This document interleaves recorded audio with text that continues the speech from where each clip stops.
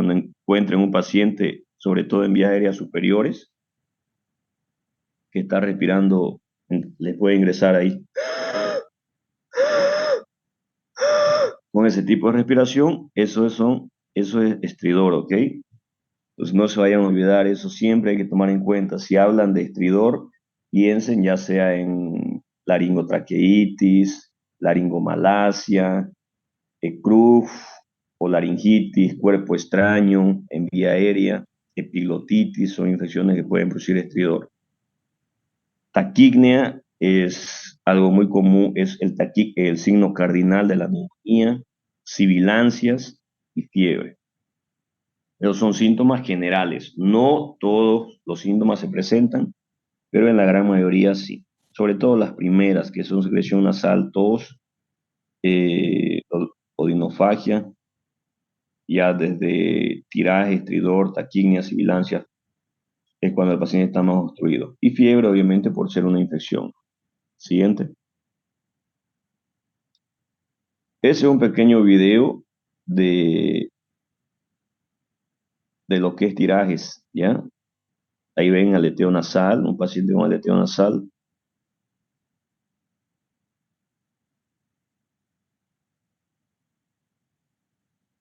Incluso tiene retracción subcostal. Siempre la dificultad respiratoria va a ir de arriba hacia abajo, ¿ya? Retracción, ahí está el quejido respiratorio.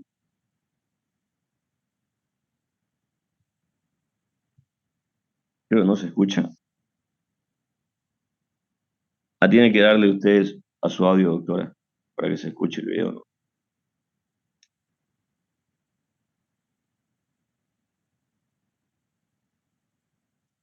Pero eso lo pueden ver ustedes después, ¿ya? Porque está explicando ahí cuándo es tirada intercostal, cuándo es aleteo. Entonces, lo van a ver eso para que sobre todo vean cómo es en la práctica cuando ustedes puedan ver. Ya entonces la doctora se lo puede pasar el video, no pasa nada. Entonces son los valores normales de frecuencia respiratoria en reposo, de 0 a 3 meses, de 30 a 60 por minuto, de 3 a 6 meses, 30 a 45 por minuto. O sea, ¿qué significa esto? Que mayor a 45, a 25, si es de 6 años, ya es un paciente con taquignia, ¿ya? Si es de 12 años o de 10 años y tiene 30 por minuto, ya es taquignia. Entonces, algo está pasando. Y no se olviden, el signo cardinal de una neumonía es la taquignia, ¿ya? Para la OMS eso. Siguiente. Ahí tenemos los síntomas y signos de alarma de un niño con insuficiencia respiratoria aguda. Si hay dificultad respiratoria, que significa taquinea, tiraje, sibilancia, estridor, quejido. Persistencia de fiebre, dificultad para beber. Ya desde aquí, cuando hay dificultad para beber, lactar, presencia de vómitos frecuentes, ya eso es paciente grave. Compromiso del sensorio ya es tipo insuficiencia respiratoria. Cuando hay compromiso del sensorio, ya el paciente está en insuficiencia respiratoria, o sea, el oxígeno que circula por su cuerpo es insuficiente para eh, oxigenar sus órganos diana, entre ellos el cerebro. Entonces ya ese paciente es grave. Si hay compromiso sensorio, significa que posiblemente tenga que intubarlo al paciente, ¿ya?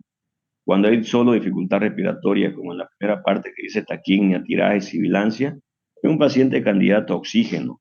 Si hay compromiso de sensorio, es candidato a intubación, porque ese paciente ya no tiene el suficiente oxígeno o no puede respirar el suficiente oxígeno para perfundir sus órganos diana. Siguiente. Siguiente. Muy bien. Aquí ya entramos a lo que es patologías en sí. Entonces ahí está lo que es rinitis o rinofaringitis. Y sería más o menos como decir resfrío común. Es una definición de vías respiratorias altas, etiología viral y es benigna. Afecta mucosa de la nariz, senos paranasales, faringe y se puede asociar a amígdalas y tráquea, ¿no es? Ya cuando es tráquea se llama traqueitis. Ven, siempre la mayoría de los casos es de etiología viral, rinovirus 50% y los demás virus. Donde dice bacterias, esa sería una complicación sobre todo, pero la, la rinitis o rinofaringitis es de etiología viral. Ya se puede complicar con una infección bacteriana.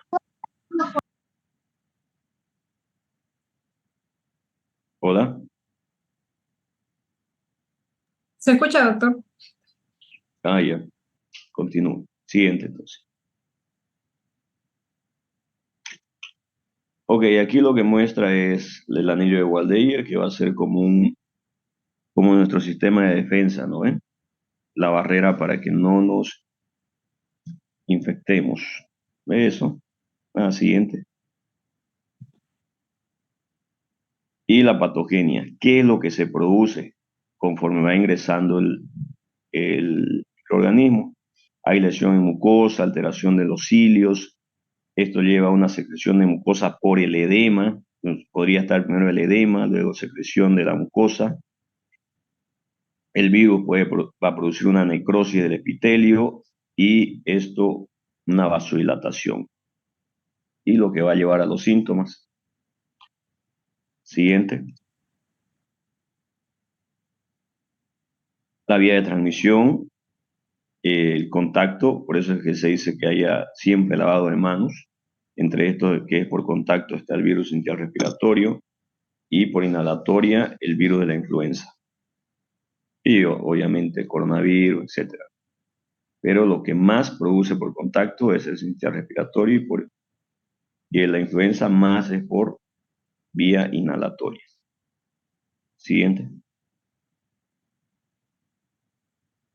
Esta es la clínica de una rinitis, una incubación de 2 a 5 días, los síntomas empiezan de 2 a 4 días y se resuelven en una semana. O sea, que si dura más de una semana, puede que el paciente se haya sobreinfectado, por si acaso, ya 10 días, 12 días, y sigue, se haya sobreinfectado con algo bacteriano. No olviden que los virus bajan la inmunidad. Cuando ustedes soliciten un laboratorio va a haber leucopenia, entonces su inmunidad es baja, entonces es fácil de complicarse, ¿ya? Y va a haber estornudo, cefalea, rinorrea, complicada, se va a complicar con otitis media aguda, sinusitis, neumonías, como dice ahí, qué complicaciones puede tener. Siguiente. Tenemos diagnóstico a través de la clínica y exámenes complementarios. No dice ahí que exámenes complementarios, pero yo puedo hacer un hisopado nasofaríngeo en busca de virus, ¿ya? Por si acaso. Diagnóstico diferencial, si es un recién nacido, atresia de Coanas, el cuerpo extraño en fosa nasal, enfermedades virales tipo sarampión, toferina, difteria, rinitis alérgica y, bueno, y eso, lesiones nasales por inhalación de drogas. Eso va a ser más en adultos. Siguiente. Y el tratamiento. Medidas generales, o sea, el paciente está con fiebre, decaimiento, rinorrea sobre todo, ¿no? Entonces, para la fiebre, ¿qué le voy a dar? Paracetamol. Ahí dice, donde dice es ácido acetilsalicílico. Entonces, no se da eso, por si acaso. No es que se tenga que dar, no se da porque produce síndrome de Reye. El síndrome de Reye es una enfermedad que produce convulsiones, alteración hepática, aumento del amonio en sangre. Entonces, no se debe dar, ¿ya? Por si acaso hay que tomarlo en cuenta. Entonces, si piden tratamiento, no es el ácido acetilsalicílico. Y obviamente reposo, hidratación, higiene nasal. Si hay obstrucción, tengo que hacer lavado nasal. Dependiendo del virus que tenga, puedo dar antivirales y también puedo dar antihistamínicos, ¿ya? Entre ellos el antihistamínico que van a encontrar en la parte comercial siempre va a venir acompañado de pseudoefedrina y se da sobre todo arriba de los 2 años, ¿ya? ¿Por qué? Porque la pseudoefedrina puede producir muerte súbita, porque produce eh, una depresión del sistema respiratorio en los lactantes. Por eso es que no se indica en lactantes, porque puede producir síndrome de muerte súbita. ¿Ya? Pero los antihistamínicos vienen a base de pseudoefedrina. Por eso es que a los recién nacidos, lactantes menores sobre todo, le indican paracetamol nomás. Y a veces dicen, no, ¿y por qué paracetamol y no un antigripal? Por eso ya no se da, porque los antihistamínicos pueden producir complicaciones tales como muerte súbita. Siguiente. Entonces, antibióticos, como ven, no se debe dar, sobre todo en la fase inicial. ¿Por qué? Porque puede producir más bien resistencia. ¿En quiénes voy a dar? Ahí están las condiciones. En aquellos que eh, tienen fiebre de más de 72 horas de duración. ¿Por qué? Porque la fiebre generalmente baja y siguen otros síntomas como pinorrea y la tos es lo último que desaparece en un resfrío común. Fiebre que se inicia después de 48 horas de inicio del cuadro catarral. Si el paciente ya mejoró después de 6 a 7 días y vuelven a aparecer síntomas, posiblemente se sobreinfectó con algo bacteriano.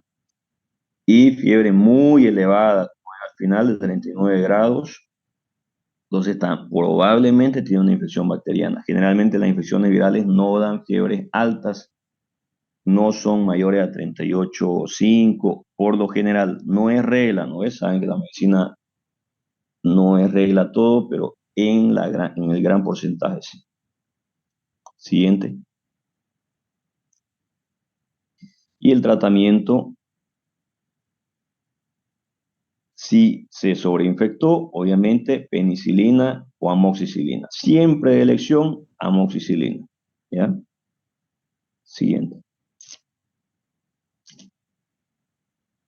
Y el tratamiento antibiótico sí va a ir indicado para neumococo, que es el que más produce infecciones. Y si voy a dar para neumococo, amoxicilina. Y secundariamente para Haemophilus. Pero ya saben que ha bajado bastante la Haemophilus desde la introducción de las vacunas pentavalentes. Por eso es que hay que siempre insistir con las vacunas, porque también hay vacunas para neumococo, ya saben. Y si van a dar, ahí está Moxi, Claritro, Cefuroxima, a las dosis indicadas. Siguiente. ¿De qué depende el pronóstico? De la etiología del virus. Por ejemplo, no va a ser lo mismo un rinovirus que le puede haber, que nos ha dado a todos en toda la vida y varias veces, a un coronavirus que prácticamente nunca había dado. Entonces la sintomatología y el pronóstico de supervivencia es más de muerte y mortalidad, es más agresivo, ¿no? La edad del paciente, a menor edad, más complicación, y el estado nutricional. La prevención es aislamiento e inmunización activa a través de vacunas. Lactancia materna exclusiva, sobre todo hasta los 6 meses, es muy importante. ¿Por qué? Por la inmunidad que le pasa la madre al paciente, al niño, y los factores de transferencia. Por si acaso, los factores de transferencia son el factor de transferencia significa que todas las enfermedades que ha tenido la madre durante el resto de su vida tiene un sistema inmunitario de memoria y a través de la leche materna le va a pasar esa inmunidad memoria para que el niño pueda afrontar de mejor manera las infecciones que va a tener. Por eso es importante la lactancia materna. Y el zinc también porque mejora la inmunidad. Siguiente. Otra patología es la influenza. Entonces, es dada por influenza tipo 1, tipo A y B, y va a producir un compromiso sistémico. Eh, Afecta el árbol bronquial respiratorio inferior, bronquiolos, faringe pulmonar, no es limitante a la mucosa nasofaringea, entonces puede producir infecciones de vía aérea superior e infección de vía aérea inferior, o sea, una neumonía por influenza. Siguiente. Entonces, un síndrome gripal, que es, que es la influenza que va a producir, ahí están las diferencias, es de inicio súbito, produce fiebre, fiebre 3 a 4 días, cefalea intensa, fatiga, o sea, el paciente puede tener hasta por momentos dificultad respiratoria, mialgia, cansancio, obstrucción nasal, dolor de garganta, la tos es muy común, dolor de tórax es común igual, y las complicaciones son frecuentes, diferente a la rinofaringitis aguda, que es más leve. Siguiente. Y el tratamiento, el más común utilizado acá es el oseltamivir, ¿ok?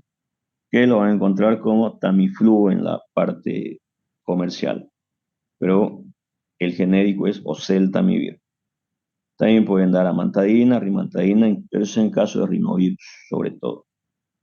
El más específico para la influenza es oseltamivir. Siguiente. Otra patología es la faringoamigdalitis. La faringoamigdalitis que también es común, ¿ok? Es común en niños. Es una inflamación aguda de la mucosa faríngea, de faringe y amígdala faríngea, donde se objetiva la presencia de eritema, edema, exudado. Es importante eso, ¿ya? Cuando observen la parte, bueno, la mucosa del niño, van a ver que haya ese tipo de exudado. Y de esa forma, observen, porque van a ver la diferencia con el Coxsackie, ¿ya? Pero en esa forma, así como mapas, digamos, ¿no? Así van a ver el exudado del paciente. Siguiente. Entonces, bueno, es una infección, ya saben, de amígdala y faringe, va a dar síntomas locales como prurito ocular, epífora, coriza, o sea, lagrimeo y mucosidad, estornudo, obstrucción, odinofagia, es muy importante la odinofagia, y la tos no es común, ¿ya? Por si acaso, van a ver otro cuadro donde no dice que haya mucha tos, pero la tos no es muy común, ¿ya?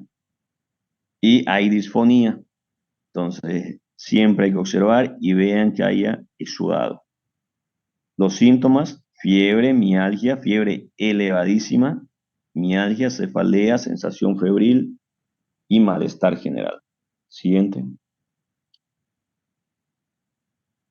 Ok, el principal objetivo es detectar el estreptococo beta hemolítico del grupo A, ¿ya? Eso es lo principal que podemos hacer un cultivo para el diagnóstico del estreptococo beta hemolítico del grupo A. ¿Por qué es importante su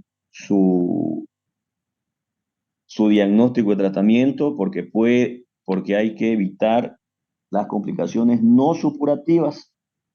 Estas infecciones no supurativas son eh, el síndrome nefrítico y la fiebre reumática, ¿ya? Entonces, son dos complicaciones que hay que evitar. Y obviamente la supurativa igual, como sea el acceso. Siguiente. Aquí hay una pequeña diferencia entre los tipos de visión que ustedes van a tener al observar unas amígdalas. En el cuadro donde hay tres imágenes, vean, la primera es por Coxsackie o difteria, si quieren. Entonces, eso es viral, ¿no es? Si es Coxsackie, no se hace nada. En la segunda imagencita de arriba es una faringomidalitis. Ahí tenemos que dar amoxicilina, hay que dar antibiótico. Y por 10 días para evitar las complicaciones no supurativas, sobre todo, como les dije, ¿ya? Y la de abajo, perdón, la de abajo es la que es la de abajo es por herpes, sería este. No es, sí, ahí está, herpes virus, ¿ya? Y cuando es por herpes, incluso en los labios y encías se van a dar esas úlceras, ¿ok? Entonces, y en los cuadros grandes, el de arriba y la izquierda, ese es la faringomielitis estreptocócica. El de arriba y la derecha, más parece una pseudo, es por difteria. Y el de abajo es el que parece por Coxsackie, son úlceras, ¿ya? Si afecta paladar blando, si ponen ustedes su lengua al final de la boca, en la parte de arriba van a sentir el paladar blando. Ese es por Coxsackie más que todo. Y en el paladar duro y encías, eso es por herpes. Y son las características las mismas, son úlceras. Siguiente. Bueno, ahí tenemos la clasificación congestiva, purulenta y vesiculosa y los tipos de infecciones que nos pueden causar eso. Siempre lo que tengo que cuidar es el estreptococo betemolítico del grupo A. Siguiente. Lo mismo, ahí tenemos, si se dan cuenta, el estreptococo tiene un 30% de probabilidad. Entonces, a ese hay que ir a atacar. ¿Y con qué lo ataco? Antibióticos. ¿Cuál es la elección? Amoxicilina. ¿Cuántos días? 10 días. Siguiente.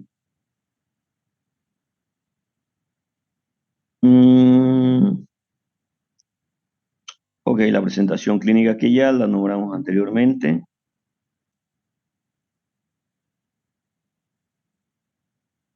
Nada, es lo mismo que ya nombramos. Siguiente. La edad, eso es importante, 5 a 15 años. La faringitis. E incluso no está aquí, pero hay unos criterios que se llaman de Centor, los criterios de Centor modificado, ¿ya? Es importante tomar en cuenta eso porque ahí toma la edad del paciente arriba de 3 años. Es lo más común que sea por bacteria, ¿ya? Por estreptococo. El inicio es súbito, hay dolor moderado, fiebre alta, fiebre mayor a 38 grados, como ven ahí. Y en la faringe es la imagen que vieron anteriormente. Hiperemia, exudado, hipertrofia. Y los otros signos, linfonodos, esos son ganglios cervicales bilaterales y dolorosos, por si acaso son, ¿ya? Cuando ustedes oculten, hay ganglios, también es parte de los criterios. Siguiente. Lo mismo. Siguiente. Quitan las complicaciones. Eso es importante saberlo, ¿ya? Complicaciones supurativas y complicaciones no supurativas. ¿Por qué es importante? Porque mi tratamiento sobre todo va enfocado a evitar las complicaciones no supurativas, sobre todo, como son la glomerulonefritis, que es parte del síndrome nefrótico, sería una glomerulonefritis postestreptocócica y la fiebre reumática. Y las supurativas, acceso retrofaringeo o periamigdalina. Por eso mi tratamiento por lo menos son 10 días. ¿Ya? Siguiente. El diagnóstico principalmente cultivo. Ese es mi gold estándar, mi cultivo de secreción orofaríngea. Siguiente. Y el tratamiento sintomático con paracetamol y ibuprofeno y el antibiótico con amoxicilina. Y si es alérgico a la amoxicilina, como toda infección que hay alergia a la amoxicilina, si hay alergia a la amoxicilina, es un macrólido, ya sea claritromicina, acitromicina o eritromicina. Siguiente. Ya dijimos eso. Siguiente. Y lo mismo que acabo de decirle. Ahí están las dosis nomás. Siguiente. Ok, ¿y en qué casos voy a hacer amidalectomía? ¿En qué casos me indica?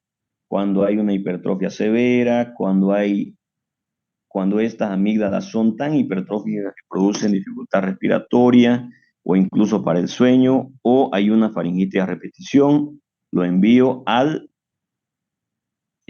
otorrino, ¿ya? Para que valore si es que es para cirugía o no. Yo no le voy a decir si es para cirugía, eso lo va a evaluar el otorrino, pero ya amigdalitis a repetición, dificultad respiratoria cuando está con su proceso de amigdalitis, o un niño que ronca demasiado por amígdalas grandes. Entonces, lo mando al otorrino. ¿Ya? Siguiente.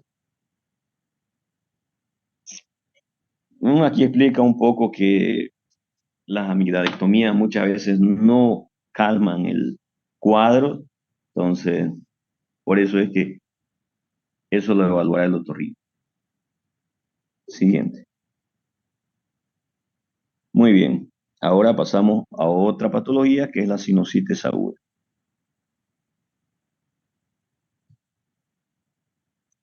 Ya es una infección de los senos paranasales y entre los senos paranasales tenemos el frontal, etmoidal, maxilar y esfenoidal. El que más comúnmente sufre de infección y lo posterior a inflamación es el etmoidal y maxilar. Ya, esos dos son los que más sufren. Siguiente.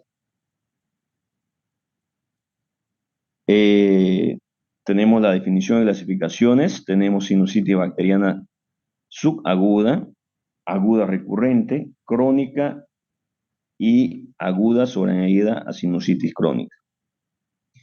Entonces, la subaguda, una duración de 30 a 90 días y con una resolución completa, o sea, sana completamente eso. La aguda recurrente, igual, duración de 30 días, pero hay episodios con intervalos al menos de 10 días, ¿ok?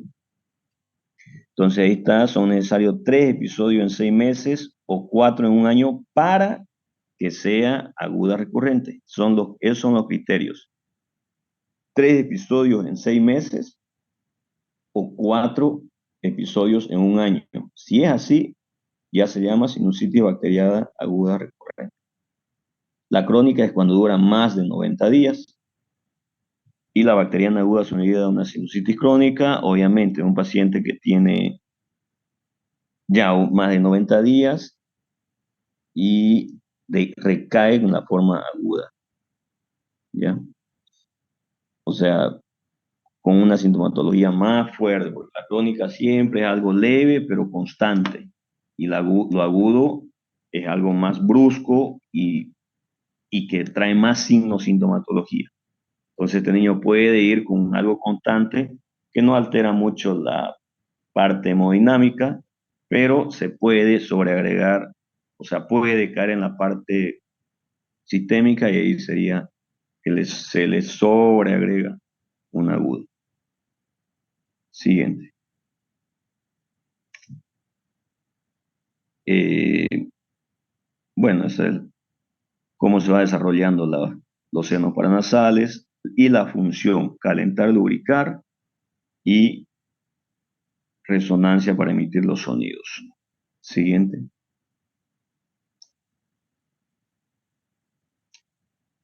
Ok, los factores predisponentes son el edema de la mucosa, alteraciones sistémicas, como infección viral de las vías respiratorias altas, inflamación alérgica, rinitis medicamentosa y dismotilidad ciliar. Eso es cuando hay una infección viral, nos afectan los cilios, puede producir necrosis y eso produce mayor edema.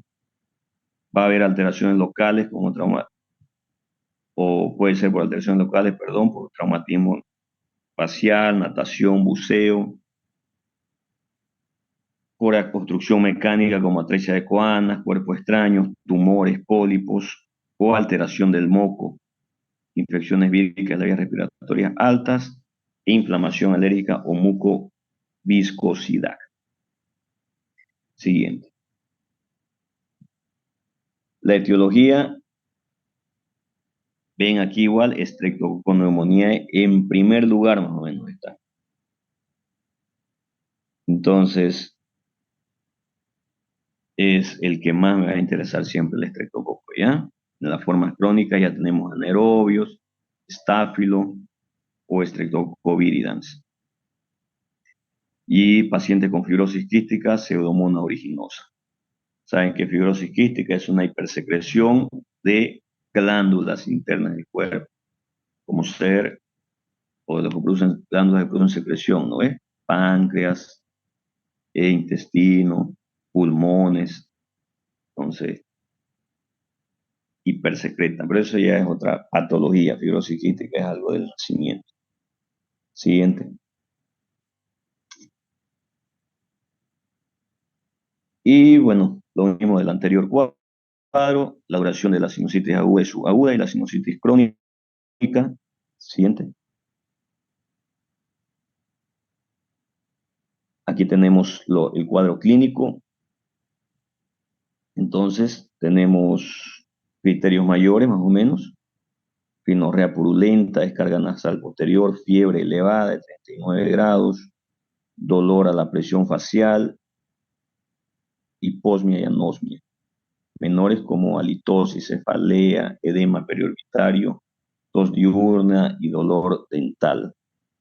Entonces, yo como voy a hacer un criterio a veces, puedo solicitar una radiografía de senos paranasales, ¿no? Si tengo todas estas características clínicas, puedo solicitar una radiografía de senos paranasales y hago el tratamiento. Siguiente.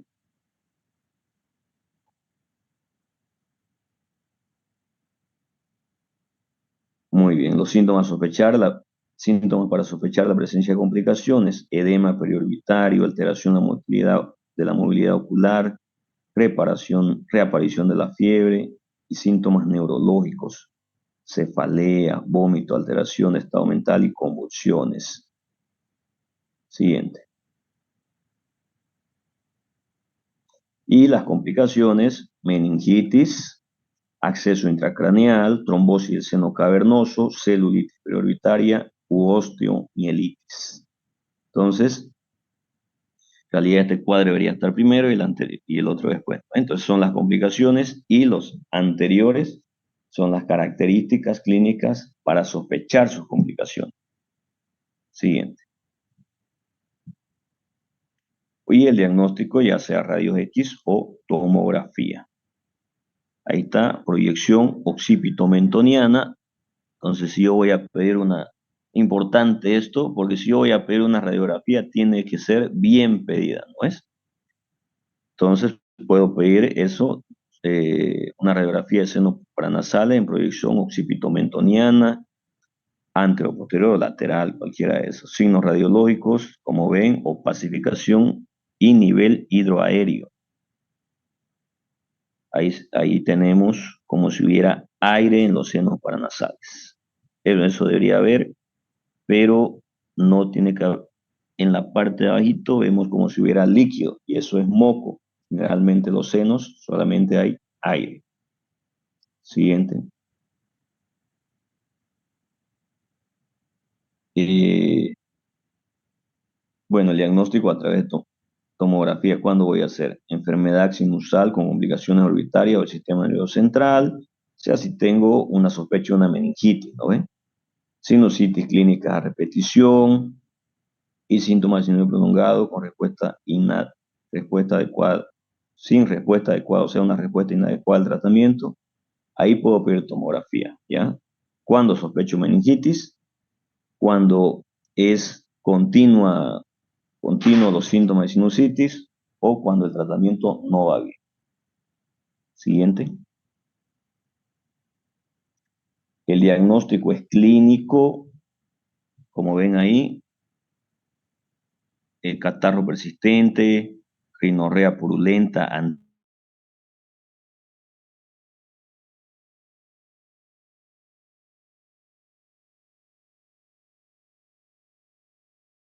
perdón, con sinusitis, ¿ya? Bueno, aquí, en conclusión, uno de los métodos importantes para el diagnóstico es la radiografía, ¿ya? Entonces es muy importante. ¿Y qué van a observar en la radiografía? Como si hubiera líquido en los senos paranasales. O sea, en vez de que sea negra la imagen, que es lo que es aire, se va a observar blanco o opaco, ¿no es? Con opacidad, que es líquido. Entonces ahí me indica que hay poco en los senos paranasales, que no tiene que haber. Y obviamente la clínica, ¿ya? Sigue. El tratamiento de elección es amoxicilina. Si hay fracaso, amoxicilina más ácido clavulánico. O si no puede tomar vía oral, ceftriaxona o clindamicina.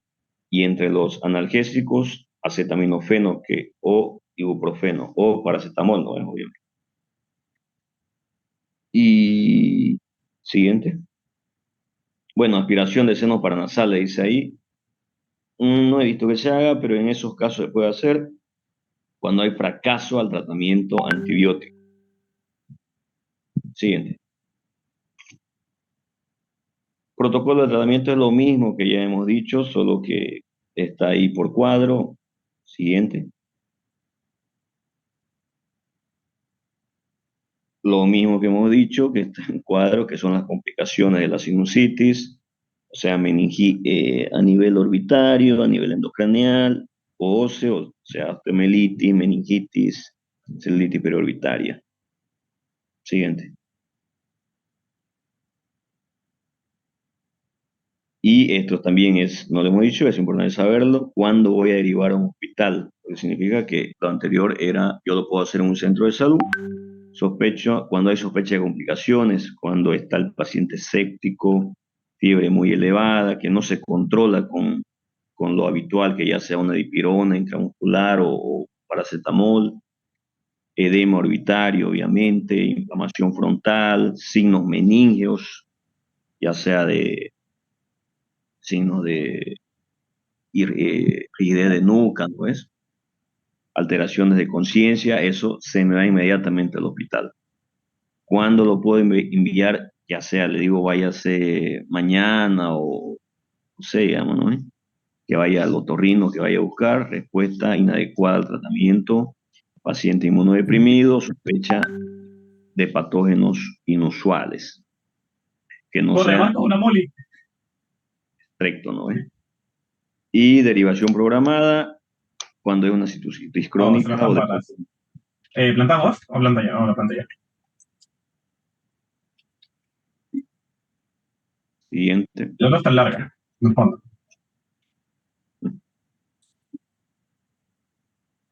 Ok, pasamos al tema de otitis. ¿Lo está? A ver, le escriben a su colega para que calme su audio. Ya.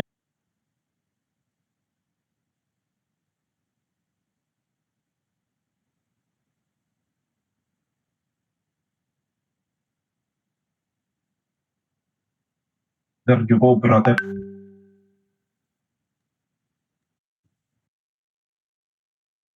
Ok, generalmente la parte de otitis va a circular en estas palabras, ¿ya? Otalgia es el síntoma principal de una otitis, ¿ok? No se olviden de eso. El síntoma principal de una otitis es la otalgia y la otorrea es el signo más específico de una otitis media aguda. Y cuando hay sospecha, cuando hay otalgia aguda, alteración del sueño brusca, llanto excesivo, se rasca el niño, se toca el oído o hay secreción nasal. Esto más o menos lo que es llanto excesivo o secreción nasal, así sin causa aparente, puede ser en lactantes menores. Y la otalgia ya va a ser en pacientes que ya pueden hablar, ¿no es? Y el signo de trago positivo no es específico, pero también ayuda. ¿Qué significa? El signo de trago positivo, por ejemplo, es cuando se presiona delante del oído, se hace una presión y hay dolor. Entonces, me da a sospechar que sea una otitis. ¿Ya? Siguiente.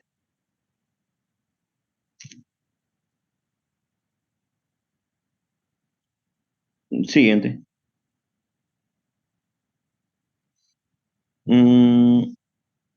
Siguiente. Sea anatomía igual.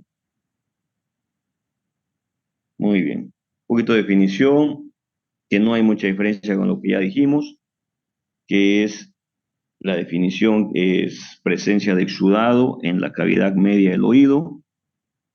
No lo voy a ver, porque ya saben que la otitis externa es cuando la infección es del tímpano hacia la parte externa, o sea, que viene hacia afuera del oído. Y la otitis medio va a ser del tímpano hacia adentro, en el oído medio, por si acaso, para que tengan más claro el cuadro, ¿ya? Hay presencia de exudado en la cavidad media del oído, acompañado de síntomas como otalgia. En el lactante sería irritable, otorrea o secreción, ya va a haber fiebre, vómito y persistencia brusca de hipoacusia.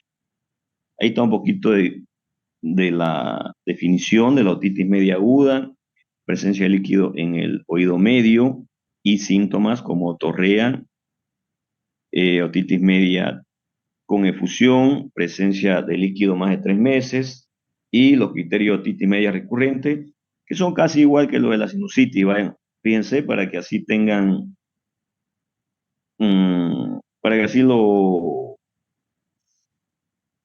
coincidan con ambos, ¿no ves? O lo relacionen. Tres o más episodios en 6 meses o 4 o más episodios en un año. Siguiente.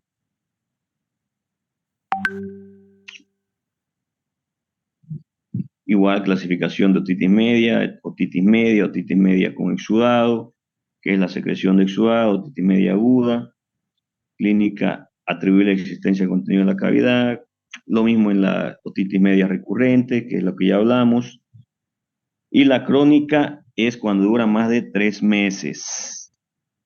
La persistente, bueno, sería fracaso del tratamiento y que a pesar del tratamiento continúa, ¿no ves? Continúa. Siguiente. Ya, solo pueden tomar en cuenta el primer cuadro, lo demás es estadístico, que lo más frecuente en la epidemiología de la otitis media es que haya una infección que viene de la vía aérea superior del paciente, o sea, un paciente con una rinofaringitis, con una amigdalitis, es lo que produce la otitis media. Entonces, la causa más frecuente de otitis es infección de vía aérea superior y generalmente requiere de antibióticos. Siguiente. Los factores de riesgo, inmadurez inmunológica, la anatomía. Obviamente, ¿por qué la anatomía? Porque en niños la, la anatomía de la trompa de Eustaquio es horizontal. Van a ver ahí una imagen y en el adulto es más vertical. Entonces en el niño hay más predisposición a que la infección de vía aérea superior produzca mayor infección. Siguiente. Ahí está. Pues ya ustedes son expertos en otorrino, ¿no? Ya saben esto. Siguiente. Ahí están los tipos de infecciones que pueden dar, virales y bacterianas, y otra vez el estreptococcus pneumoniae. ¿Por qué otra vez? Porque, como dije anteriormente, las otitis son dadas por infecciones de vía aérea superiores. Entonces, ¿cuál era la bacteria que más producía infecciones de vías aéreas? El estreptococo. Entonces, también va a ser parotitis media. Siguiente. Aquí está la clínica en menores de 2 años. Son síntomas generales en menores de 2 años. Pueden haber infección urinaria, pueden haber en otitis, pueden haber en meningitis, o sea, es generales. Irritabilidad, llanto, dificultad para dormir, ¿ya? Pero en mayores de 2 años ya hay otalgia, ya hay hipoacusia, otorrea, fiebre. Faltó en menores de 2 años también fiebre, debería tener ahí, ¿ya? Y los inespecíficos, anorexia, náuseas, vómitos. Siguiente. Y algo importante que yo voy a hacer es la otoscopía, ¿no es? Como voy a ver en una membrana timpánica en la otitis media aguda, convexa, hiperémica, bombada, opacificada, y la clínica va a ser inicio rápido, presencia de líquido en el oído medio y presencia de signos, síntomas de inflamación en el oído medio. Siguiente. Ahí está la imagen de cómo yo voy a ver un tímpano normal y un tímpano hiperémico. Siguiente. Lo mismo. Siguiente. Lo mismo. Y ahí vemos un tímpano donde hay otorrea, ahí en el derecho, ahí abajo. Ese, si ven, ese es el tímpano y detrás del tímpano es el oído medio. Por eso es que es una otitis media. Siguiente.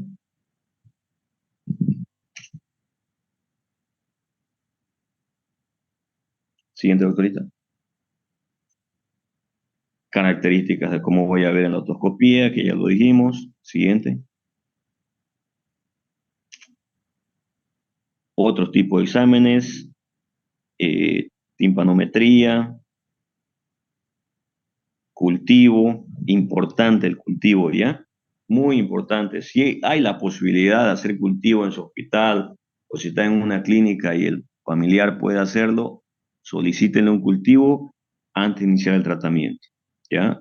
Solicitan cultivo e inician tratamiento. ¿Cuál es el tratamiento? El mismo que para vías respiratorias superiores e inferiores, amoxicilina, ¿ya? Otra vez, relacionen infección de vías superiores, Streptococcus pneumoniae, amoxicilina. Si es resistente o fracasa el tratamiento, amoxicilina más ácido clavulánico. Si hay alergia, macrólidos, claritromicina o acitromicina. Si no tolera vía oral, ceftriaxona. Así tienen que hacerse su pequeño cuadrito, ¿ya? Y, ¿qué complicaciones puede tener? Mastoiditis. Muy bien, siguiente. Y el diagnóstico es la historia clínica, presencia de sudado, presencia de signos de inflamación en el oído medio, o sea, a través de la otoscopía. Siguiente. Complicaciones, perforación de membrana timpánica, otitis media crónica y mastoiditis. Y ahí esa mastoiditis me va a llevar a una infección del sistema nervioso central, meningitis o accesos. Por eso, muy importante, si yo observo un abombamiento detrás del oído, eso es tratamiento de emergencia. Si yo no lo puedo tratar o dudo, lo mandaré inmediatamente al otorrino o al pediatra, pero ahí yo debo iniciar ya amoxicilina con ácido clavulánico por lo menos, directamente, me arriesgo. ¿Ya? Siguiente. Aquí está el tratamiento, medidas generales, obviamente, cualquier infección tengo que dar analgésico, ¿no? Por la fiebre y el decaimiento, paracetamol y ibuprofeno. Sí. Siguiente, antibióticos, eh, obviamente cuando es una fiebre muy elevada, cuando hay otorrea, o niños tras 48 horas de analgesia y continúa todavía con la sintomatología, daré antibiótico. Si ya va 2 días de ibuprofeno, paracetamol y no hay cambios, doy. Y evaluar luego 72 horas. Siguiente, doctora. ¿Ya? ¿Por qué tengo que evaluar? Porque puede haber falla terapéutica. Obviamente, si solicité cultivo, voy a recoger el cultivo y si no, y si le di amoxicilina y no fue bien después de 72 horas, dará amoxicilina clavulánico. O si no tolera, puedo dar, que dice cefuroxima, pero hay otro cuadro donde dice, si no tolera vía oral, puedo dar ceftriaxona, ¿ya? Siguiente. Muy bien, ahí los puntos clave. Se recomienda al principio del cuadro una actitud expectante, o sea que puedo dar 48 horas con ibuprofeno o paracetamol. En casos indicados, el tratamiento antibiótico favorece la mejor secuencia de las complicaciones. Ok.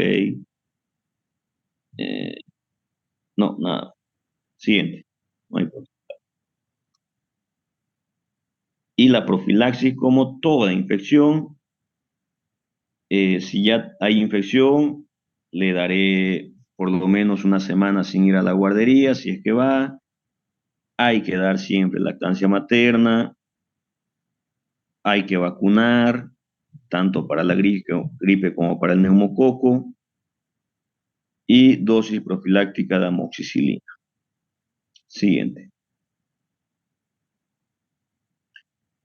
Prácticamente es lo mismo que hemos hablado. Siguiente.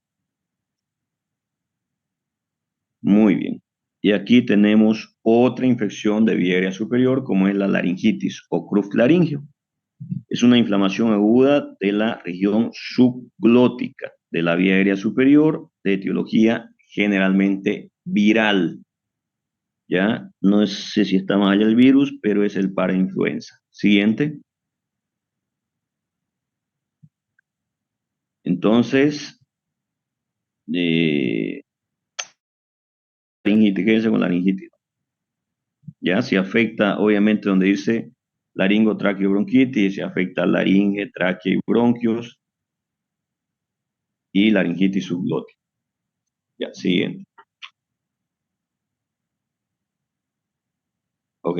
Síndrome clínico actual de las, esa es una obstrucción, OVA significa obstrucción de vía aérea superior. Infección, inflamación de la caja de voz o tráquea. Produce estridor inspiratorio, ya les dije, el estridor, cuando ustedes vean un niño que llega a su emergencia, respirando así, ¿ya? Y es inspiratorio generalmente, estridor inspiratorio, ¿ok? Entonces, en ese caso voy a sospechar de una laringitis aguda. Siguiente. Mm, nada, siguiente.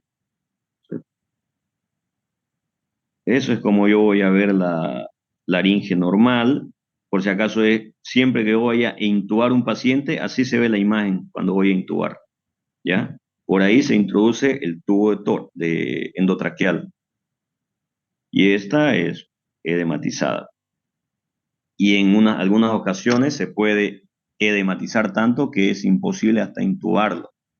Muy difícil. Siguiente. La etiología, cuerpo extraño, bueno, ahí ya saldría de ser, ya no sería una laringitis, ¿ya? Una laringitis viral, ya sería un cuerpo extraño. Trauma por intubación, y bueno, eso me puede producir laringitis, igual laringitis, pero en ningún caso sería ya viral.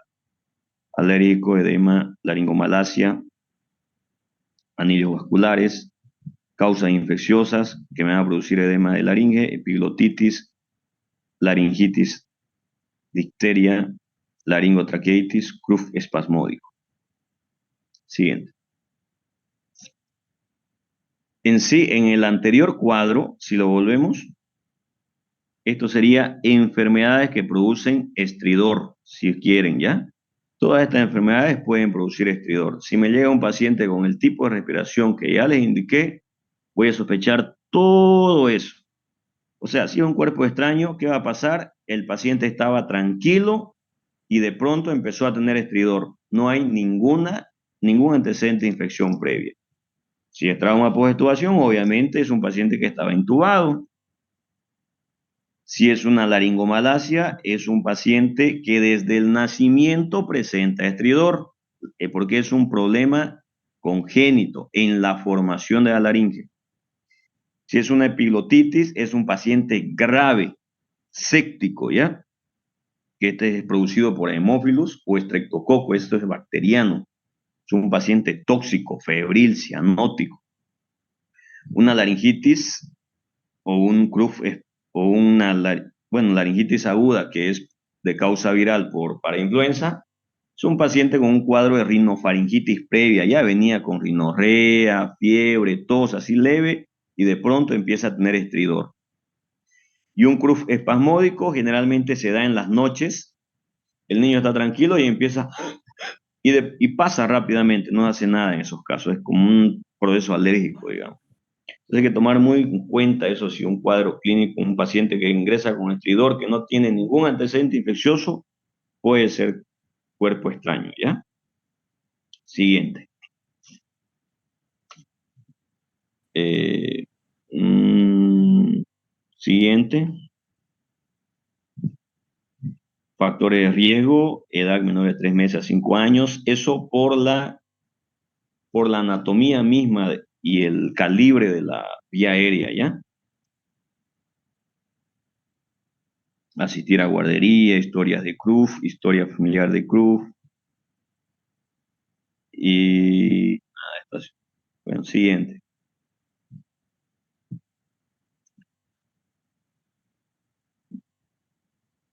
Bueno, esto habla un poco de nada de epidemiología.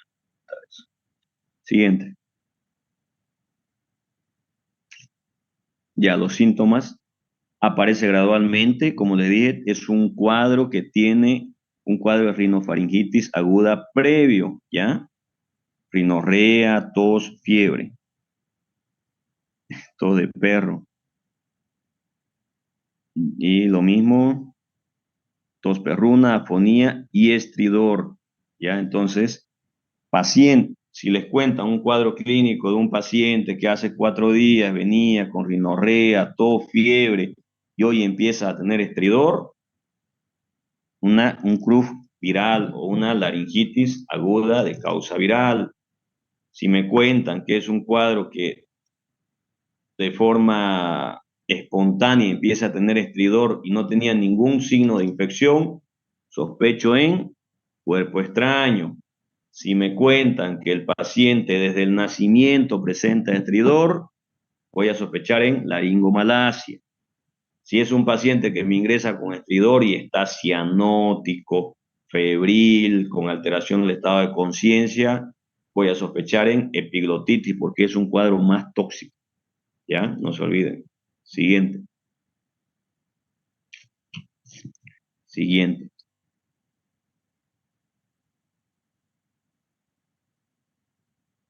¿Qué voy a valorar? Siempre el triángulo de evaluación pediátrica, no se olviden, ¿ya? Apariencia, respiratorio y circulatorio. La valoración inicial, donde dice apariencia, nivel de conciencia disminuido. Ese es el triángulo de evaluación pediátrica, por si acaso.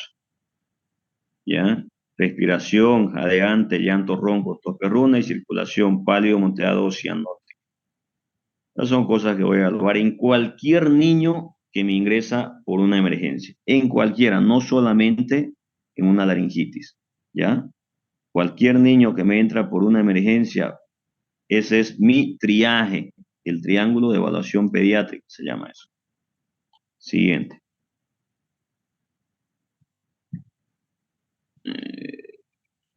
Muy bien, ese es para diferenciar.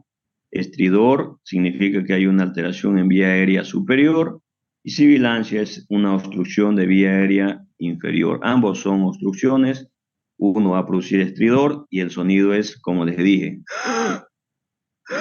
y es inspiratoria. Y la sibilancia más es expiratoria, aunque en un cuadro avanzado va a ser inspiratoria y expiratoria, y eso es como un silbido, ¿no es? Sibilancia, estridor. Esas son las diferencias. Estridores de vía aérea superior, inferior, vía aérea, sibilancia, vía aérea inferior. Siguiente. Ese es el score de gravedad de la laringitis.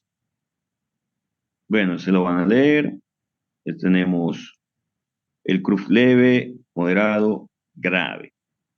No se olviden, si hay alteración del estado de conciencia, es grave en cualquier patología, ya sea una por deshidratación o cuadro respiratorio, donde ustedes vean que hay alteración del estado de conciencia, es grave. En caso de diarrea, ¿qué voy a hacer? Plan seno, ¿eh? En caso de cuadro respiratorio con alteración del estado de conciencia, tubo orotraqueal y obviamente todo el tratamiento que sea para paciente grave.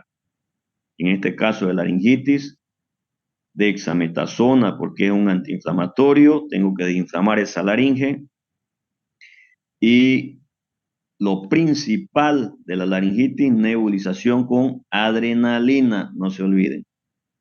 ¿Ya? Siguiente. Esta es la oración de Westley modificado, que es lo mismo, pero es el que más he visto que se utiliza. Y vean siempre nivel de conciencia. Siguiente. Y un montón de criterios. De todos los criterios, apréndanse uno, ¿ya? Y el que más se utiliza es el Westlake. Siguiente. Muy bien. Entonces tenemos los síntomas leves y graves. Los leves siempre va a ser tos y no va a haber, y cuando es leve, tos y una taquimia que no va a ser grave. Cuando cualquier síntoma respiratorio ya presenta retracciones subcostal, intercostal, subxifoide, supraclavicular, eso ya viene a ser grave. Y mucho más si hay alteración del estado de conciencia, no se olvide. ¿Ya? Siguiente. Ahí está el diagnóstico, es clínico y laboratorial. Y el laboratorial con hemograma, donde va a haber una linfocitosis, porque es viral. Y radiografía del cuello, donde voy a ver, no dice ahí, pero se ve una imagen en dedo de pulgar y si quiero algo más específico, en la parte del cuello voy a ver como que se estenosó la luz de la tráquea, si quieren, ¿no? Pero ahí va a ser de la parte de la laringe, como que disminuye la luz o o el, a ver, el diámetro. El diámetro siempre, si ustedes ven una radiografía normal, si ustedes ven una radiografía normal, entonces se va a observar que es el mismo diámetro, desde acá hasta abajo. Y si se observan desde la parte de la viera superior hasta la carina, generalmente mantiene casi el mismo diámetro. Pero si yo tomo una radiografía y sospecho una laringitis, ya en la parte media se va a ver que disminuye la luz y hay un cierre y vuelve a abrir otra vez. ¿Ya? Entonces, radiografía voy a ver. Radiografía de cuello y tórax para descartar alguna otra complicación. Siguiente. Ahí está la radiografía. Exactamente ahí está. Y aquí dice signo de torre. Ok. Siguiente.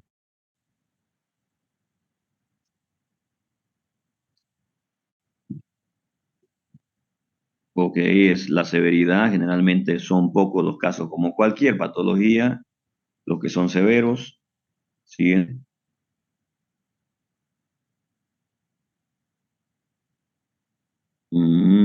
Siguiente es lo que ya dijimos. Diagnóstico diferencial de enfermedades respiratorias obstructivas, infecciosas, la más, ahí está, epiglotitis, ¿ya? Causada por Haemophilus influenza tipo B, pero eso era previo a la época de vacunas. Actualmente es más causado por Streptococcus pneumoniae, pero ahí se la batallan, ¿ya? Entonces, ¿en quiénes va a haber más? Generalmente 4 niños de 1 a 6 años. 4 años es la edad pico. Entonces es un cuadro grave, miren, fiebre alta, muchos estados generales, estridor, babeo, dificultad respiratoria. No hay tos, el paciente no puede ni toser siquiera. Cuadro, es alta la mortalidad. Entonces, si es cuadro, si yo veo un cuadro grave o en cualquier pregunta de examen es un cuadro de estridor más paciente muy grave, epiglotitis. Si es un cuadro con estridor más un paciente que no está grave y cursó con un cuadro previo de rinorrea, tos, fiebre, voy a sospechar en laringitis. Ya no se olviden de eso. ¿Y qué dicen? No infecciosas. Niño con nutridor, debemos descartar la lesión de laringomalacia. Laringomalacia es desde el nacimiento, ¿ya? Traqueomalacia, lo mismo. Puede ser laringo, traqueo, bronquiomalacia, igual. Estenosis subglótica. Ya, siguiente. Aquí falta cuerpo extraño. Infecciosas, traquitis bacteriana, este igual es grave por Staphylococcus aureus. Ya, pues, se ponía algún resultado. Ok. Siguiente. Y los criterios de hospitalización, distancia, el domicilio, obviamente si es un paciente que vive demasiado lejos, si el seguimiento ambulatorio no fue adecuado y si es repetitivas las consultas. Y absolutamente lo tengo que internar, si hay compromiso respiratorio, o sea, mantiene todavía retracciones después de 4 horas de un tratamiento a observación, para el caso de un tratamiento con corticoides, o sea, ¿cuál es el corticoide? Dexametasona y estridor fácilmente audible en reposo. Siguiente.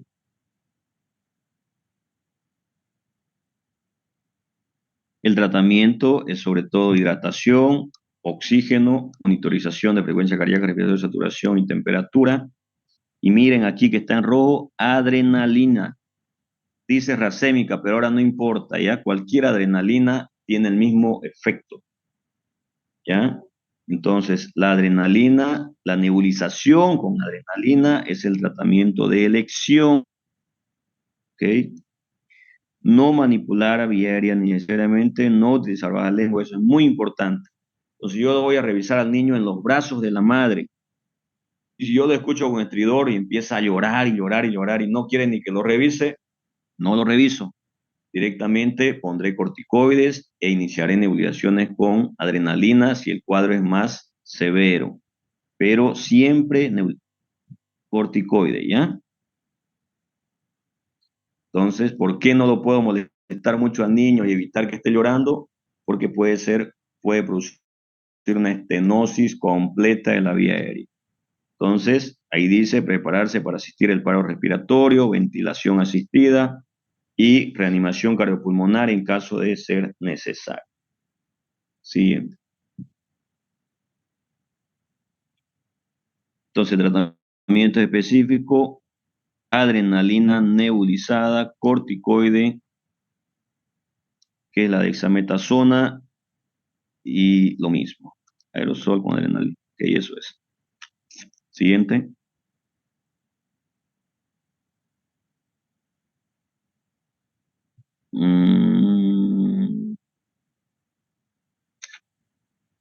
Ok, entonces aquí un resumen, ¿ya?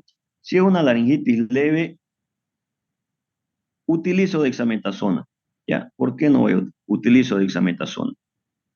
Si es una laringitis moderada, utilizo sí o sí dexametasona, más menos nebulización con adrenalina. Entonces, ¿puedo o no utilizar? Entonces, eso depende de mi criterio, ¿ya? Pero aquí sí dice que voy a utilizar, entonces utilizo, ¿ya? Y en la laringitis grave, sí o sí dexametasona, sí o sí nebulización con adrenalina. Siguiente. Y oxígeno, obviamente. Ahí está. Son estrecha, dexametasona, no debe, si no existe mejoría, debe transferir inmediatamente, cuidado. Intubar, ¿en qué casos? Laringitis grave sin respuesta. Ven que, como dice, no es que en la laringitis grave llega y se intuba directamente, ¿ya? Como les digo, laringitis leve, utilizo dexametasona. Laringitis moderada, utilizo dexametasona y más o menos nebulización con adrenalina, pero no pierdo nada con utilizar, entonces utilizo. En la laringitis grave, sí o sí dexametasona, sí o sí nebulización con adrenalina. ¿Cuál es el tratamiento específico en una laringitis grave? ¿O cuál es el más importante, la dexa o la nebulización con adrenalina? La nebulización con adrenalina. Y si no mejora, tubo orotraqueal, como dice aquí, ¿ya? Y cian. Ok, siguiente, lo mismo. Aquí está, leve, evaporación antitérmico, inhalación, corticoides, intramuscular, inhalatorio, moderado, presión corticoide, adrenalina, oxígeno si requiere, severo, corticoide, adrenalina, oxígeno si requiere, considerar tu orotraqueal. Muy bien, es lo mismo que ya leí. Siguiente.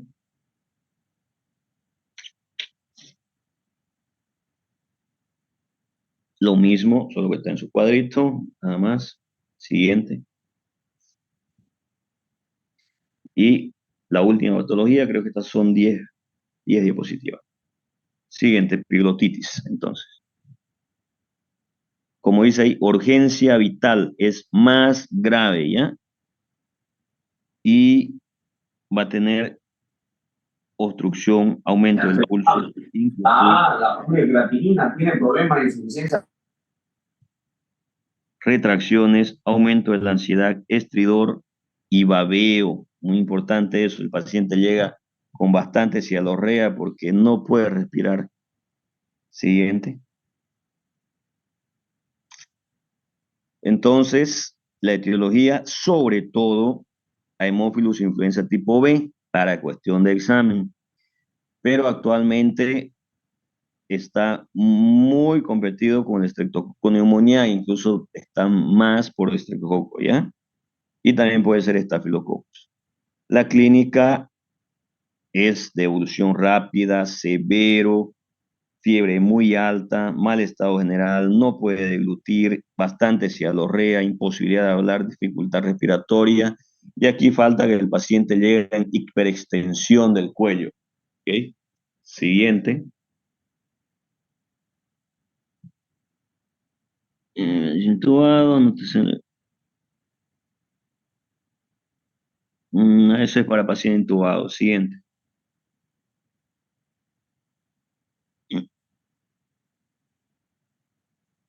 Siguiente.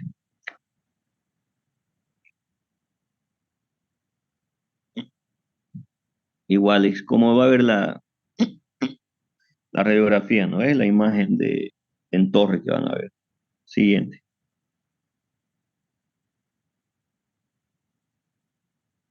Muy bien.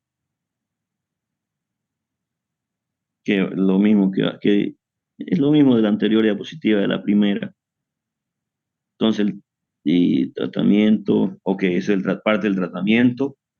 Generalmente en cualquier cuadro con estridor hay que disminuir la ansiedad, no molestarlo mucho al paciente, porque el paciente lo que tiene es una inflamación a nivel de la glotis. Entonces, a mayor estrés incluso puede cerrarse completamente esa glotis. No examinar la garganta, prohibido el bajalengua, posición de confort, disminuir la ansiedad otra vez dice, medicación fría, oxígeno, NPO, que es nada por vía oral, y vía endovenosa, porque el paciente no puede alimentarse. Estos pacientes con epiglottitis son candidatos a tubo orotraqueal, llegan muy graves. Siguiente. Tratamiento de urgencia, paciente tranquilo